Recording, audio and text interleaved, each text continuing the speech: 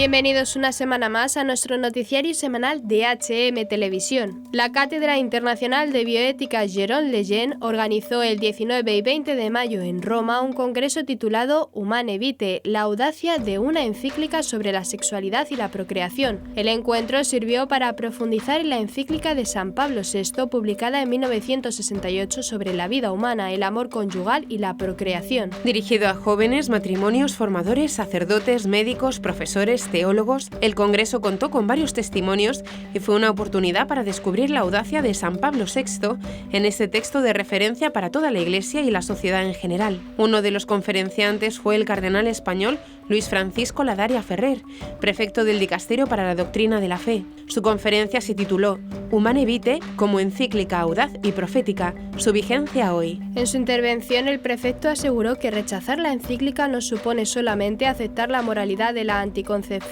sino que implica asumir una antropología dualista que ve en la naturaleza una amenaza a la libertad y que considera que manipulando el cuerpo se pueden cambiar las condiciones de verdad del acto conyugal. Del mismo modo, manifestó con firmeza que la vida fabricada ya no se considera por sí misma como don, sino como producto, y pasa a ser valorada en función de su utilidad. A pesar de la persistencia de las críticas injustificadas y de silencios inaceptables, han podido demostrar con claridad creciente que el documento de Pablo VI fue siempre no solo de palpitante actualidad, sino de un rico significado profético, expresó el prefecto. La encíclica Humane Vitae abordó cuestiones relativas a la sexualidad, al amor y a la vida que están íntimamente interconectadas entre sí. Son cuestiones que nos afectan a todos los seres humanos de cualquier época. Por este motivo, su mensaje se mantiene hoy vigente y actual. El Papa Benedicto XVI lo expresaba con estas palabras: lo que era verdad ayer sigue siéndolo también hoy. La verdad expresada en la Humane Vitae no cambia. Más aún, precisamente a la luz de los nuevos descubrimientos científicos, su doctrina se hace más actual e impulsa a reflexionar sobre el valor intrínseco que posee. El mismo Papa Francisco nos invitaba en su exhortación postsinodal Amoris Laetitia a volver a redescubrir el mensaje de la encíclica Humane Vitae de Pablo VI como una doctrina que no solo debemos conservar, sino que se nos propone para ser vivida. Una norma que trasciende al ámbito del amor conyugal y que es referida para vivir la verdad del lenguaje del amor en toda relación interpersonal. La encíclica, al responder al problema del uso de los anticonceptivos, sitúa su juicio moral en una amplia perspectiva antropológica con una visión integral del hombre y de su vocación divina. La encíclica fundamenta su doctrina sobre la verdad del acto de amor conyugal en la inseparable conexión que Dios ha querido y que el hombre no puede romper por su propia iniciativa entre los dos significados del acto conyugal, el significado unitivo y el significado procreador. Hoy también se cumple lo que ya anunciaba de sí misma la encíclica. Se puede prever que estas enseñanzas no serán quizá fácilmente aceptadas por todos. Son demasiadas las voces, ampliadas por los modernos medios de propaganda, que están en contraste con la de la Iglesia. A decir verdad, esta no se extraña de ser, a semejanza de su divino fundador, signo de contradicción, pero no deja por esto de proclamar con humilde firmeza toda la ley moral, tanto natural como evangélica. También nosotros, en medio de nuestro mundo, estamos llamados a ser signo de contradicción, proclamando con humildad y firmeza la verdad del ser humano, del amor, de la sexualidad y de la vida.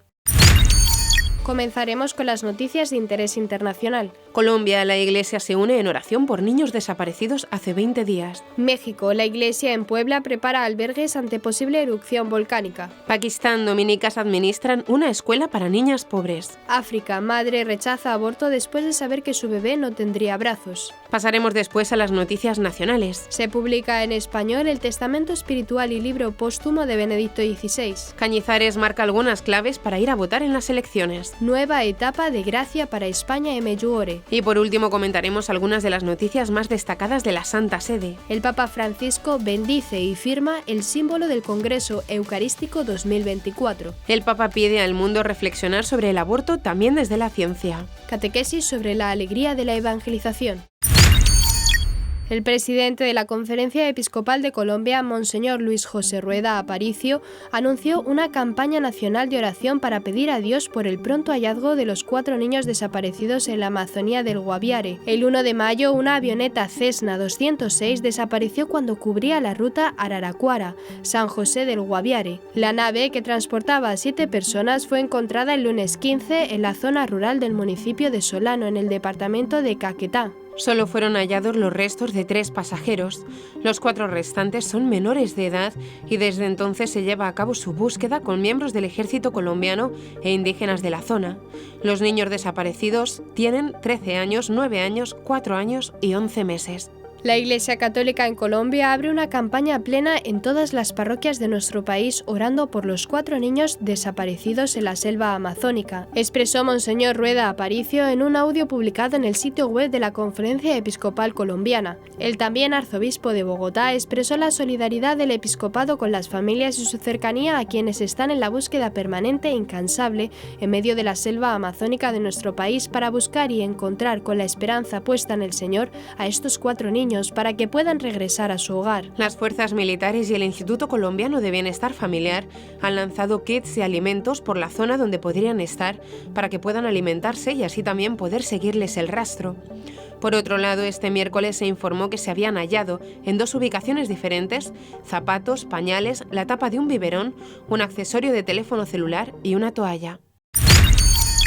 El arzobispo de Puebla, México, Monseñor Víctor Sánchez Espinosa, difundió en un comunicado los 10 albergues que está preparando la Iglesia Católica en caso de una grave erupción del volcán Popocatépetl. De acuerdo a un comunicado emitido este 23 de mayo, la archidiócesis señala que los albergues se ubicarán en diferentes parroquias que se sumarán a los centros de acogida que establecerá el Gobierno del Estado de Puebla. La Archidiócesis de Puebla precisa asimismo que su objetivo es salvaguardar la vida de las personas que habitan cerca del volcán y eventualmente tendrían que evacuar sus comunidades. El Popocatépetl, conocido popularmente como Don Goyo, es un volcán ubicado en el centro de México entre los estados de Puebla, Estado de México y Morelos. Es uno de los volcanes más activos del país y es considerado uno de los más peligrosos del mundo. Don Goyo tiene una altitud de 5.426 metros, lo que lo convierte en la segunda montaña más alta de México después del pico de Orizaba. En las últimas semanas ha tenido una mayor actividad volcánica y ha presentado erupciones con expulsión de gases y ceniza. Esto ha llevado a las autoridades del país a establecer el semáforo de alerta volcánica del Popocatépetl en amarillo fase 3. Ello no implica aún evacuaciones de las poblaciones más cercanas al volcán, pero sí es una llamada a estar preparados. La Archidiócesis poblana anima a que en caso de que se requiera usar los albergues, los fieles católicos y las personas de buena voluntad colaboren con víveres, agua embotellada, medicinas, colchonetas, artículos de higiene personal e indicó que estas donaciones se podrán dejar en el refugio más cercano o en las oficinas de Cáritas Puebla. En el comunicado se lee también que, en caso de ser necesario, la Archidiócesis habilitaría otras parroquias y lo daría a conocer oportunamente. Una educación de calidad para niñas pobres y huérfanas con el objetivo de garantizar un futuro mejor para toda la sociedad. Este es el espíritu que anima la Escuela Secundaria para Niñas Santo Domingo en Kushpur, cerca de Faisalabad, en Punjab, y funciona desde 1975 a pesar de las dificultades económicas y sociales. El establecimiento está administrado por religiosas dominicas que pertenecen a la diócesis local y, pese al contexto de profunda crisis económica y falta de recursos, trata de responder de la mejor manera posible a la misión educativa, recibiendo incluso a alumnas musulmanas. El instituto está dirigido desde hace 6 años por la hermana Esther Arsen, quien cuenta cómo funciona la escuela y las niñas que asisten a ella. Desde que llegó la religiosa, el número de estudiantes aumentó de 130 a 170, de las cuales 15 son musulmanas y las demás pertenecen a familias cristianas pobres de la zona, algunas de ellas huérfanas.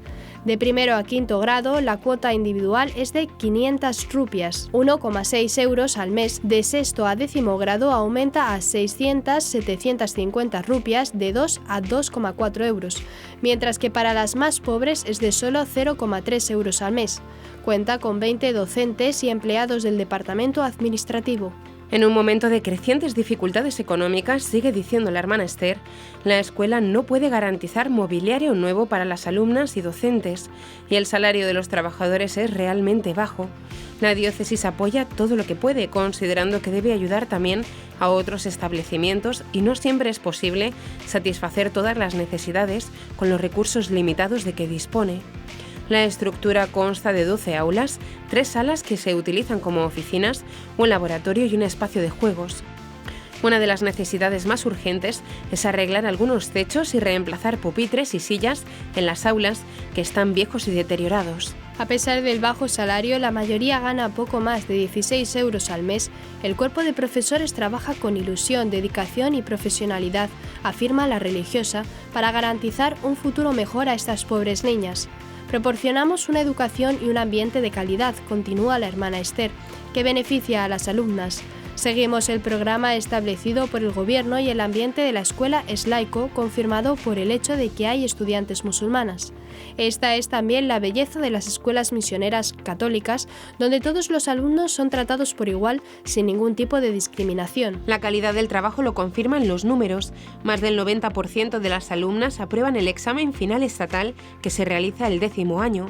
La religiosa subraya que le gustaría poder recibir más niñas, especialmente las más pobres que no pueden pagar ni siquiera la cuota mínima.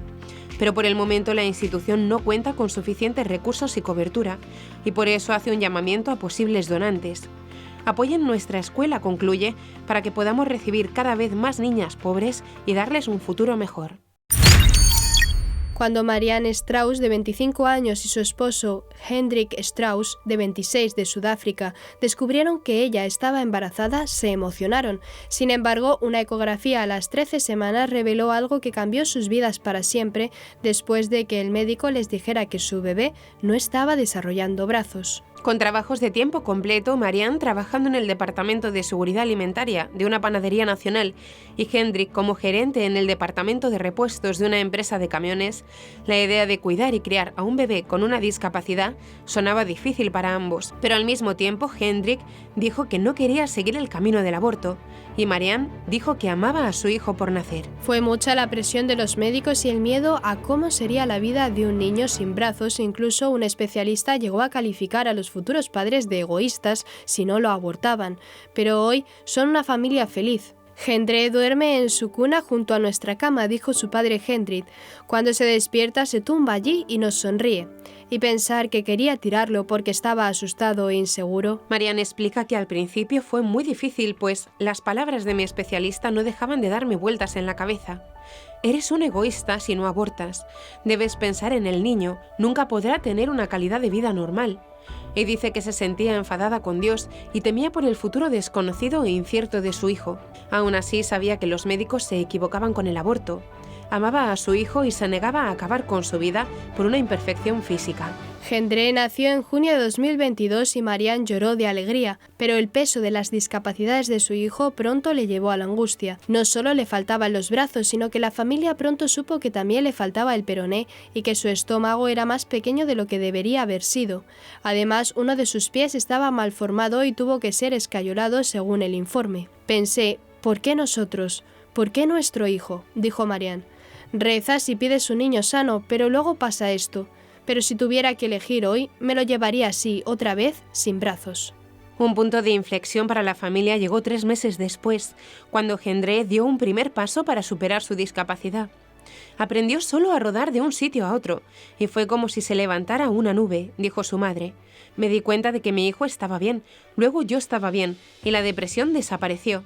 Y esperan que Gendre pueda conseguir algún día unos brazos protésicos. Trágicamente, muchos padres sucumben a la presión del aborto.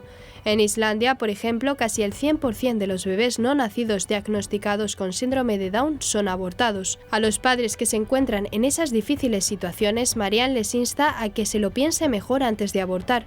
Me gustaría que me escucharan cuando les digo que está bien tener un hijo que es diferente de la idea que la sociedad tiene de lo normal, dijo. Gendre es el mejor regalo que podríamos haber recibido.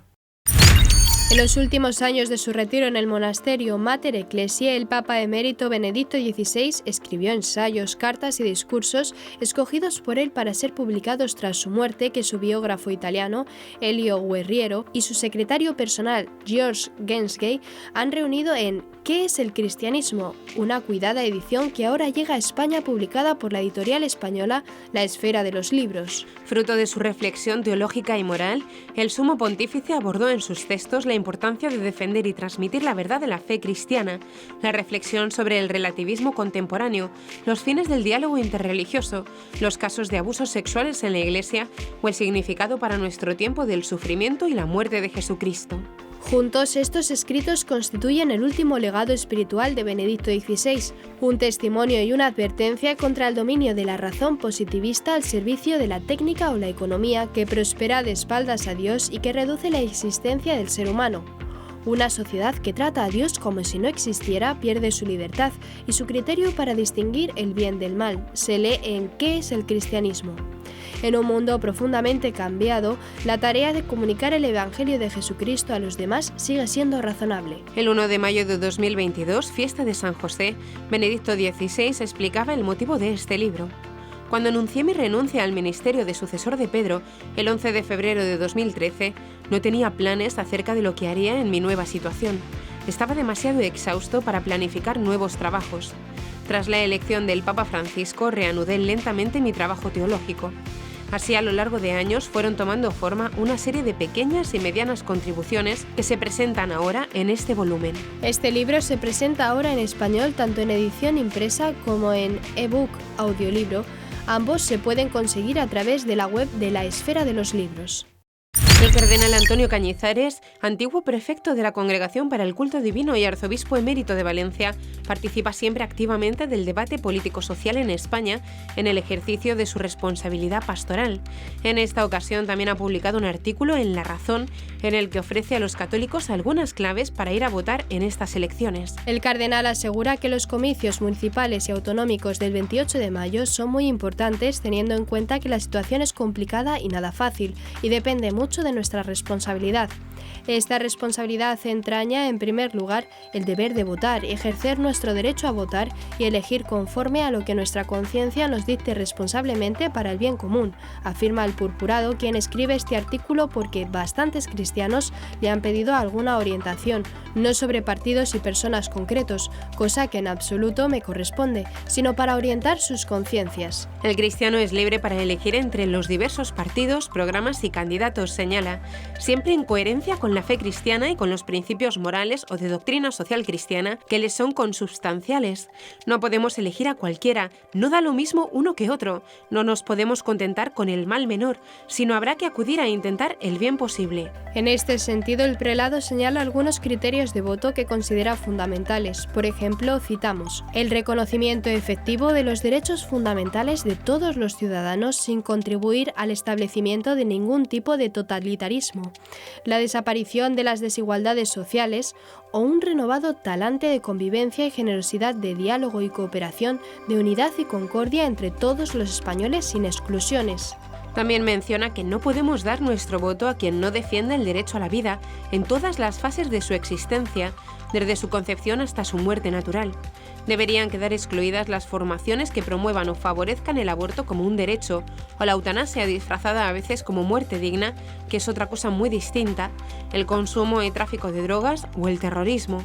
Así como también deben excluirse aquellos grupos que no salvaguarden ni promuevan el debido respeto a la familia, a su verdad, a sus derechos, la libertad religiosa y de conciencia, bases para una verdadera democracia en paz. Y continúa abogando por el derecho a la enseñanza libre y a la educación integral que tiene todo ciudadano, así como el derecho a la libertad de enseñanza, el derecho de los padres a educar a sus hijos y el derecho de alumnos y padres a una enseñanza moral y religiosa en la escuela conforme a sus propias convicciones. Y señala que habrá de evitarse el que se genere, extienda y se imponga un pensamiento único, por ejemplo, la ideología de género. Este pasado lunes 15 de mayo, Monseñor Aldo Cavalli, enviado del Papa como visitador apostólico con carácter especial para la parroquia de Medjugorje, concluía su visita a España. Invitado por el presidente de la Conferencia Episcopal Española, Juan José Omella, pasó unos días en Barcelona y Madrid con fieles y sacerdotes para volver a esta aldea a cuya solicitud y cuidado pastoral le ha confiado el Papa. ¿Cuál es la trascendencia de la visita a España del representante del Papa para Medjugorje? El sacerdote Álvaro Cárdenas, párroco de la parroquia Asunción de Nuestra Señora del municipio madrileño de Colmenar del Arroyo, diócesis de Getafe, que acompañó a Monseñor Aldo Cavalli en su encuentro en Madrid, explica la nueva etapa de gracia para España y Medjugorje.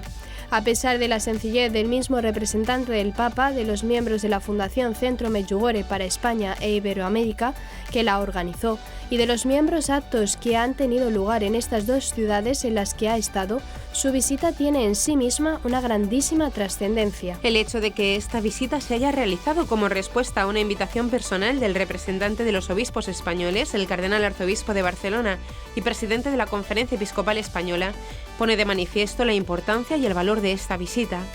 Su estancia ha querido visibilizar, por una parte, la aceptación que Medjugorje tiene en la Iglesia como lugar de peregrinación y como centro particular de interés para ella, y también invitar a los católicos españoles, pastores y fieles, a normalizar su relación con este espiritual centro internacional de peregrinación, invitando sencilla y delicadamente a peregrinar a Medjugorje. Esta visita, pues, debe ayudar a cerrar una etapa de incomodidad, falta de comprensión, recelo y desconfianza e incluso de rechazo en algunos casos ante Medjugorje por parte de la Iglesia española.